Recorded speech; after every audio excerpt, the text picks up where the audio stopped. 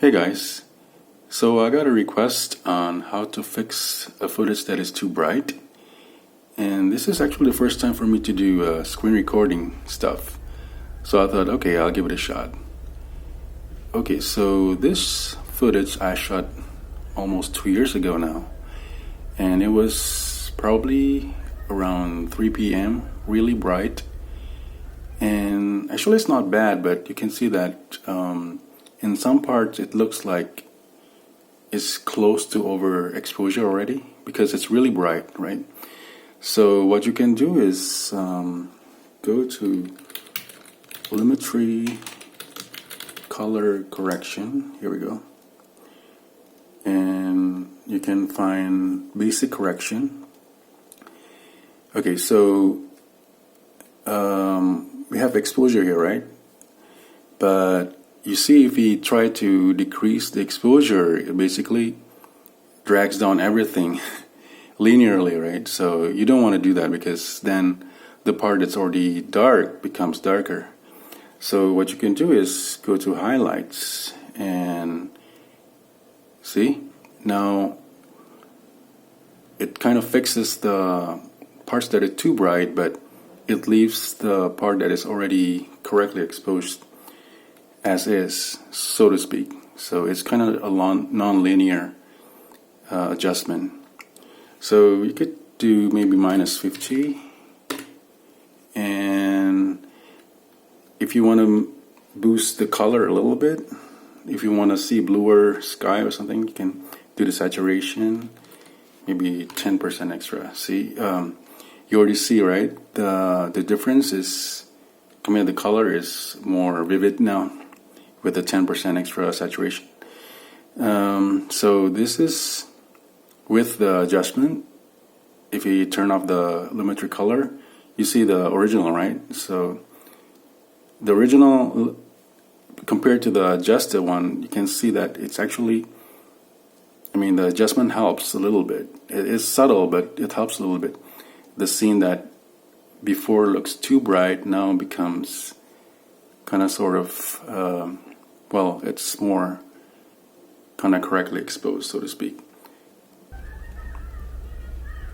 Okay, so why don't we do a side-by-side comparison? So this 50%, okay, and clone it.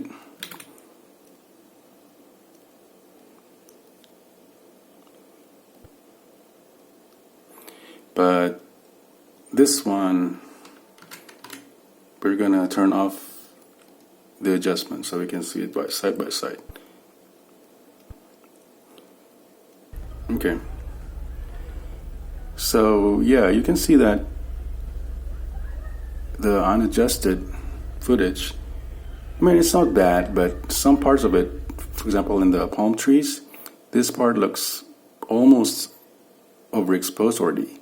But with the adjustment, you sort of kind of correct it so it becomes more properly exposed.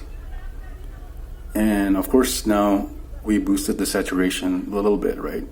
So the sky is bluer now. If you want to see blue sky, then it doesn't hurt to play around with the saturation a little bit. And one thing I want to point out is that, for example, in here, right, it's really bright already. So this is a tough scene because the camera has to decide if you want to expose the dark part or the bright part, and it has to strike a balance, right? And doing so, you have to make the camera basically makes a compromise, right? So the exposure is such that it's not so dark here, not so bright here, but eventually some parts of it becomes overexposed, and there's no way around it. So if you look at here versus here, the adjustment helps a little bit, but some parts of it are already beyond the dynamic range, so there's no way to correct it. But what are you going to do, right? that's kind of beyond help at that point. But at any rate, I think it helps a little bit. I mean, the adjustment is not dramatic; it's more subtle. But if you want to see bluer sky, then the saturation boost 10%. It sort of helps, right? The sky is bluer here, and the parts that looks too bright here, it becomes more properly exposed here. Although, if it's already beyond the dynamic range, like if it's already white like this, super white, then there's no way to adjust it in post-processing because that's already kind of the limit of the camera. All right, so why don't we look at the opposite example. So we've seen example where it's too bright.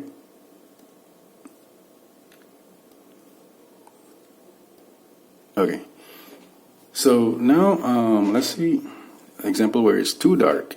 So I shot this footage also 2 years ago, and this street starts out really nice. It's really bright. Well, it's nighttime, but it's really bright because we have vendors all around to the left and right, and basically lots of ambient light. But as you walk across, as you walk through the street, it becomes progressively darker, and close to the end, it becomes pretty dark because I had to use fixed ISO in this case, right?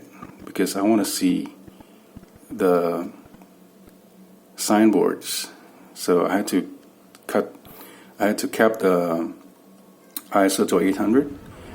But then the camera cannot adjust because I capped it, right? So the ISO is 800 throughout. So the bad thing is that when the scene becomes dark, like the end of the street, like what you see here, then the footage suffers because it basically becomes too dark and the camera cannot adjust it because it's capped. So in this case also, we can also try correcting it, see if we can salvage it, right? So basic correction again, and here also you can see that if we try to drag the exposure up, I mean, it looks weird, right? Because I mean, one, the color temperature changes. I mean, it basically changes the feel of the scene. I mean, this is not the same as the original one. Plus, basically, you blow up the highlights, so you can't read the signboards anymore. So again, here we can also do adjustment, but now in the shadows, you could try to boost it a little bit. See, it's already helping, right? So in this case, let's try 100% boost. Right. So you can see that it helps a lot. Actually, the change is more dramatic here. So this is the original one, and this is the adjusted one. All right. So let's try also the side-by-side comparison. And here we can. Oops. Okay. Clone it again.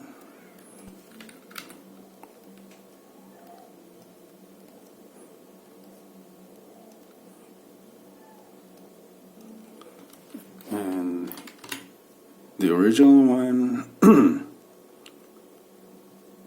Okay. This one without adjustment. This one with the adjustment on. All right. So here